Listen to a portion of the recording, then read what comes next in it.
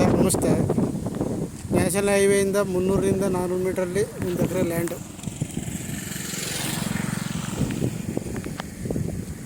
ಏನು ರಾಗಿ ಹುಲ್ಲು ಐತೆ ಅದು.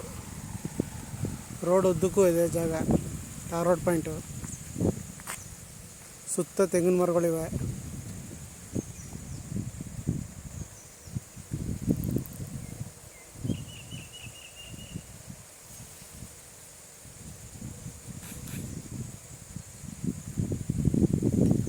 ಸೂಪರ್ ಜಾಗ. ಹೈವೇಯಿಂದ 400 ಮೀಟ್ರ್ ಒಳಕ್ಕೆ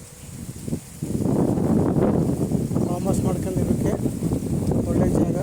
ಊರಿಗೆ 200 ಮೀಟ್ರ್ ಪಕ್ಕದಲ್ಲೇ ದೊಡ್ಡ ವಿಲೇಜು. 200 ಮೀಟ್ರಲ್ಲಿ ಬೆಂಗಳೂರಿಂದ 75 ಕಿಲೋಮೀಟ್ರ್.